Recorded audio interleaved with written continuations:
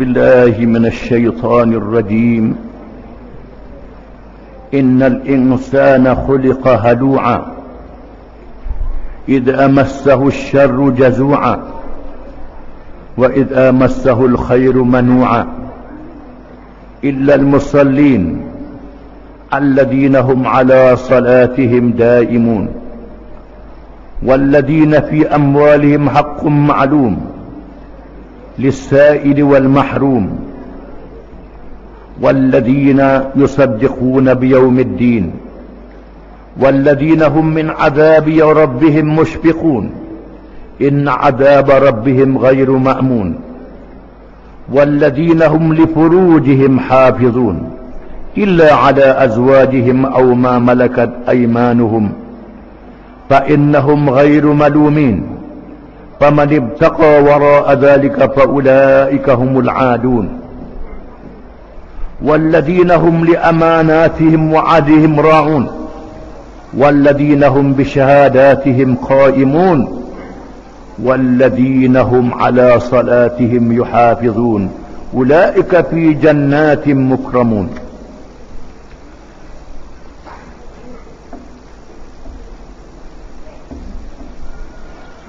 Maksudnya, sesungguhnya manusia itu dijadikan bertabiat resah gelisah, lagi bakhil kedekut. Apabila ia ditimpa kesusahan, ia sangat resah gelisah. Dan apabila ia beroleh kesenangan, ia sangat bakhil kedekut. Kecuali orang-orang yang mengerjakan sembahyang, yaitu mereka yang tetap mengerjakan sembahyangnya dan mereka yang menentukan bahagian pada harta-hartanya menjadi hak yang termaklum bagi orang miskin yang meminta dan orang miskin yang menahan diri daripada meminta, dan mereka yang percayakan hari pembalasan dengan mengerjakan amal-amal yang soleh sebagai buktinya, dan mereka yang cemas takut bertimpa azab Tuhannya, kerana sesungguhnya azab Tuhan mereka tidak patut bagi seseorang pun merasa aman terhadapnya, dan mereka yang menjaga kehormatannya kecuali kepada isterinya atau hamba sahyanya, maka sesungguhnya mereka tidaklah tercela. Kemudian sesiapa yang mengingini selain dari yang demikian, maka mereka lah orang-orang yang melampaui batas, dan mereka yang menjaga amanah dan janjinya, dan mereka yang memberikan keterangan dengan benar lagi adil semasa mereka menjadi saksi, dan mereka yang tetap memelihara sembahyangnya. Mereka yang demikian sifat-sifatnya ditempatkan di dalam syurga dengan diberikan penghormatan.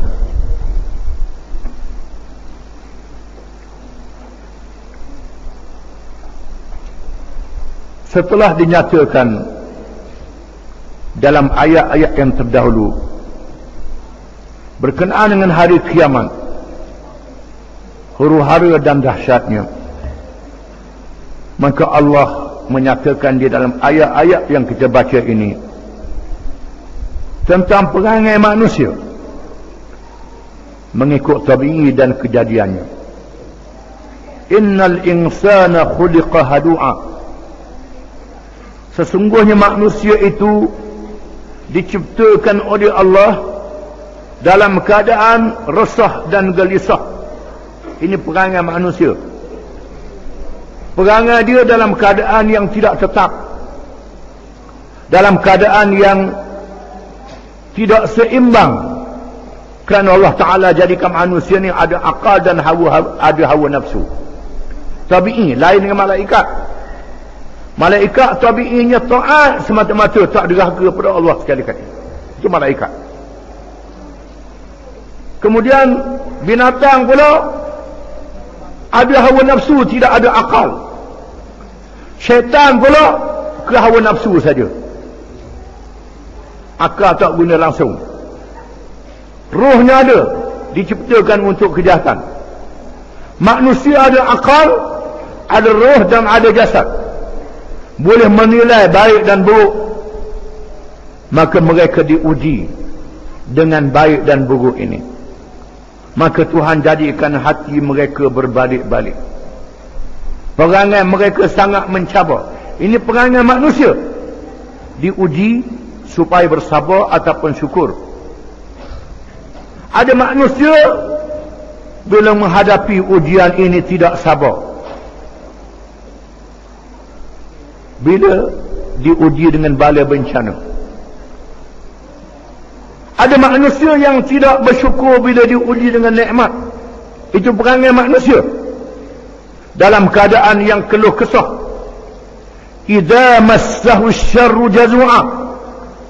Bila mengenainya oleh perkara yang buruk, perkara yang tak diingini, kesusahan, sakit, ketakutan, menyebabkan mereka dalam keadaan yang keluh kesah. Ada yang putus asa, ada yang sabar, ada yang boleh buat perhitungan, dan ada yang tak boleh buat perhitungan. Tuhan mengatakan di sana, ada orang yang boleh mengawal dirinya bila menghadapi ujian ini. Kalau susah dia sabar, kalau senang dia syukur. Di antara orang-orangnya ialah illal musallin, malaikat orang-orang yang bersembahyang, alladzina hum ala salatihim daimun, yang berkekalan di atas sembahyang mereka. Ini orang yang pertama. Orang yang tak tinggal semayang. Bukan semayang berasa nak semayang, berasa malah tak semayang, itu tak ci. Itu tak betul. Orang yang sembahyang betul sembahyangnya, jaga sembahyangnya dan kekal sembahyangnya dalam waktu, terus menerus sembahyang, terutamanya yang wajib. Apalagi yang sunat, yang wajib mesti dibuat ditambah yang sunat. Di mana orang-orang ini Tuhan jadi boleh menghadapi ujian. Di sinilah disebut dalam hadis yang sahih bahawa Nabi SAW apabila menghadapi sesuatu masalah, Nabi semayang. Bukan saja semayang hajat, termasuk semayang bila nak berperang, semayang menghadapi kesusahan dan bencana, semayang istikharah, macam-macam jenis semayang. Bila menghadapi masalah, Nabi semayang. Bukan saja semayang yang wajib, termasuk semayang yang sunat. Semayang yang wajib dikekalkan selama-lama. Orang ni insya-Allah tidak keluh kesah. Kalau menghadapi bala bencana sabar, menghadapi kesenangan tak lupa syukur bernikmat Allah. Walladzina fi amwalihim haqqun ma'lum lis-sa'ili wal mahrum. Dan orang-orang yang pada harta benda mereka ada hak yang diketahui bagi orang-orang yang meminta sedekah dan orang-orang yang perlu pertolongan yang meminta sedekah. Yang kedua ialah orang-orang yang ada harta, dia tak leka dengan harta dia. Kalau dia ada harta, dia tunaikan hak harta dia. Bukan sahaja dia beri nafkah pada anak isteri yang wajib, bukan sahaja dia menunaikan zakat yang diwajibkan kepadanya, yang mesti ditunaikan, termasuklah membantu peminta-peminta sedekah yang datang meminta kepadanya bila minta pertolongan. Dan termasuklah membantu al-mahrum, orang-orang yang susah, yang tidak minta sedekah, yang ada maruah diri, yang Tuhan sebut dalam Quran, lil fuqara'il ladzina yuhsiruna fi sabilillah, bagi orang-orang yang fakir, yang berjuang perjalanan Allah, yang tidak meminta sedekah. Begitulah juga orang biasa yang ada maruah diri, yang tak meminta sedekah, di mana mereka yang ada harta, yang tunaikan hak harta ni, dia tidak keluh kesah menghadapi ujian. Diuji dengan harta, dia bersyukur. Walladzina yusaddiquna biyaumiddin, dan mereka yang percaya adanya hari pembalasan. Begitu juga orang yang percaya adanya hari akhirat. Yang percaya bukan saja manusia ni mati, ada soal dalam kubur, fitnah kubur. Yang percaya manusia dibangkitkan semula. yang percaya manusia dihimpunkan di padang mahsyar, dihisab amalan mereka, yang baik beriman masuk syurga, yang jahat, yang kafir masuk neraka. Dia percaya semua. Orang ni akan menghadapi ujian dengan sabar. Kalau susah dia sabar, kalau senang dia syukur. Walladzina hum min adzabi rabbihim mushfiqun. Dan orang-orang yang terhadap azab Tuhan mereka sangat takut. Mereka yang takut berazab Allah Ta'ala, termasuk kalangan yang dipuji oleh Allah Ta'ala. Ada pula dia kata kalau tasawuf tu tinggi tak takut ke neraka ni, takut ke Tuhan je. Ni tinggi doa lalu susah juga. Ni Quran sebut ni, ikutlah mana-mana. Orang-orang yang takut berazab Allah, inna azab rabbihim ghairu ma'mun, sesungguhnya azab Tuhan mereka tidak boleh diamankan, tak boleh lari pada azab Allah Ta'ala. Sangat takut. Kalau buat salah dicatat oleh malaikat, bukan saja Tuhan tahu, anggota pula bercakap, kena bercara depan Tuhan. Tuhan hukum masuk neraka, tak boleh nak tebuh neraka dengan harta, dengan seluruh dunia dan segala-galanya. Tak aman. Malaikat dengan rahmat, kurnia dan keampunan Allah. Orang yang sedar begini, dia boleh menghadapi hidup dengan sabar dan syukur. Walladzina hum li furujihim hafizun, dan orang-orang yang memelihara kemaluan mereka, yang ada kemaluan, ada hawa nafsu, illa ala azwajihim aw ma malakat aymanuhum fa innahum ghairu malumin. Malaikat terhadap isteri-isteri mereka, ataupun suami-suami mereka, ataupun terhadap hamba-hamba perempuan yang dimiliki, yang diizinkan oleh syarak, maka mereka itu tidak dicela. Orang yang ada hawa nafsu dapat menahan kemaluan mereka, hanya digunakan mengikut yang dihalalkan oleh syarak, iaitulah berkahwin, bersetubuh dengan halal. Ingat yang halal dapat pahala dan mendapat zuriat yang beribadat kepada Allah Subhanahu wa taala. Faman ibtagha wara'a dzalika fa ulaika humul 'adun. Maka sesiapa yang melampau selepas itu, mereka itulah orang-orang yang melampaui batas. Barang siapa yang memuaskan hawa nafsu mereka sehingga memuaskan bukan isteri dia, bukan suami dia, bagi orang lelaki bukan hamba-hamba perempuan yang dihalalkan kepadanya, dia berzina pula. Yang berzina ini melampaui batas. Orang ni orang tak boleh nak tahan hawa nafsu, macam mana nak tahan menghadapi ujian dunia. Mereka yang tahan hawa nafsu mengikut yang halal saja akan tahan menghadapi ujian dunia, boleh sabar menghadapi bala dan boleh syukur bila menerima nikmat. Walladzina hum li amanatihim wa 'ahdihim ra'un, dan orang-orang yang terhadap amanah dan janji mereka memelihara, menjaga amanah yang diberi dan memelihara janji yang diberikan kepadanya, tak langgar janji.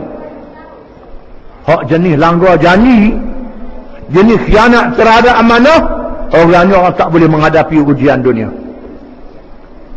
Kalau orang tu amanah dia tunai, janji dia tunai, orang ni boleh hadapi ujian dunia. Walladzina hum bisyahadatihim qaimun, dan orang-orang yang terhadap penyaksian mereka menjadi saksi yang seadil-adilnya. Orang ni kalau dia bawa jadi saksi di mahkamah, dia menjadi saksi yang adil, walaupun terhadap keluarga dia, terhadap siapa saja. Yang salah dia kata salah, yang tak salah tak salah. Yang tak boleh diumpah dengan duit, tak boleh dirasuah.